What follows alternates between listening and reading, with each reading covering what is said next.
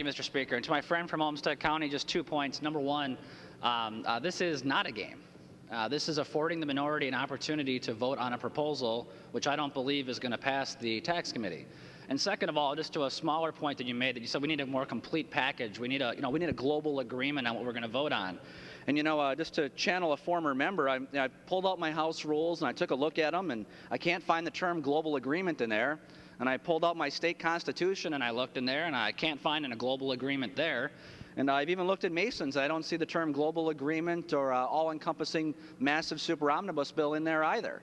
So what this is an opportunity, the same opportunity that you and other members of the minority party extended to me and other majority party members last session to vote on Governor Pawlenty's proposal.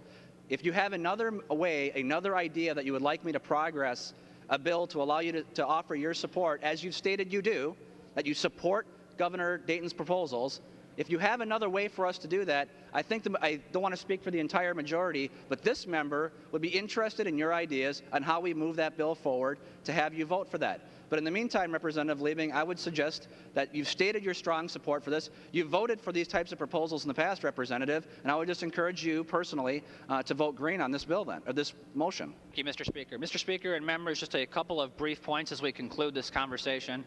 First of all, it's important to note that the leadership of this House and the leadership of the Senate is moving forward in the most aggressive fashion, or the most aggressive time frames we've had since I've been here in terms of addressing the huge historic budget deficit we have.